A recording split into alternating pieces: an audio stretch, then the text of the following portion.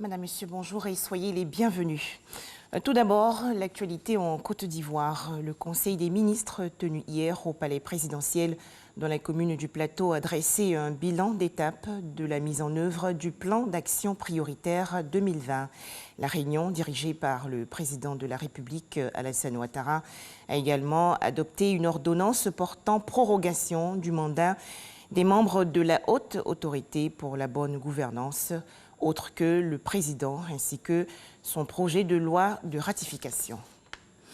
Dans l'actualité nationale également, le conseil politique tenu hier du rassemblement des oufouettistes pour la démocratie et la paix. C'était dans la commune de Cocody.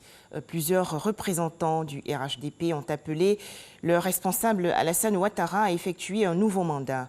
Alors après avoir rendu un vibrant hommage à l'ex-premier ministre Amadou Gon Coulibaly, décédé le 8 juillet dernier à Abidjan, Alassane Ouattara a demandé du temps et de la réflexion aux militants et sympathisants du RHDP. Je vous propose un extrait de la déclaration du responsable du rassemblement des oufouettistes pour la démocratie et la paix, Alassane Ouattara.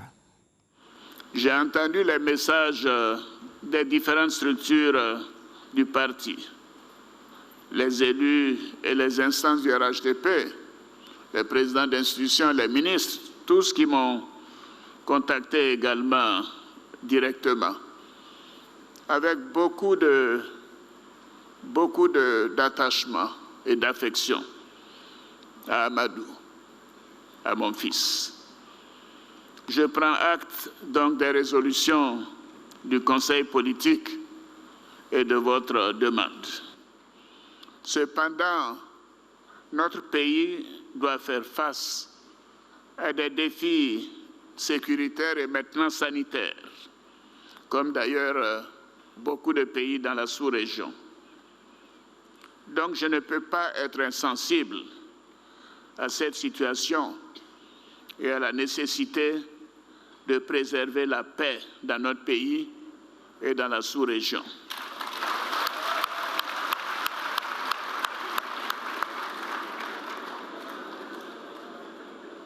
Je voudrais donc vous assurer que je suis avec vous. Je suis avec vous.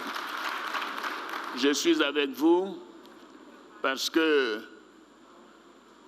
nous devons faire en sorte que la Côte d'Ivoire continue dans la paix. Nous devons faire en sorte de mettre l'intérêt supérieur des Ivoiriens, de tous les Ivoiriens, au-dessus de nos intérêts et de notre vision personnelle. Donc je vous demande de me laisser le temps du recueillement. Mais vous savez que je ne vous ai jamais déçu. Et je ne vous ai jamais déçu. Je ne vous décevrai jamais. Et je veux que vous sachiez, avant de terminer, que je tiens à la victoire du RHDP le 31 octobre 2020. Et je tiens à la cohésion au sein de notre grand parti. Je peux vous dire que cela est une priorité pour moi. La responsabilité veut que la Côte d'Ivoire continue dans la paix. Que la Côte d'Ivoire continue de briller. Que la Côte d'Ivoire continue d'être admirée par tous. Que les Ivoiriens continuent d'être fiers quand ils montrent leur passeport à l'extérieur. Ce n'était pas le cas il y a 10 ans. Quel chemin parcouru. Nous devons être fiers de ce que nous avons fait. Et c'est pour cela que cela doit se poursuivre. Cela doit se poursuivre. Je reviendrai vers vous très prochainement. Un mot à présent sur la situation politique au Mali. L'opposition a réclamé à nouveau le départ du président Ibrahim Boubacar Keïta. Les opposants maliens ont ainsi rejeté la main tendue par le Premier ministre et des députés. À noter que l'opposition malienne va lancer dès le début de la semaine prochaine une deuxième phase de désobéissance civile. Haïti placé aujourd'hui en alerte vigilance orange à l'approche de la tempête tropicale Isaias qui pourrait devenir un ouragan. Les équipes de la protection civile haïtienne travaillent pour préparer l'éventuelle évacuation des personnes en difficulté.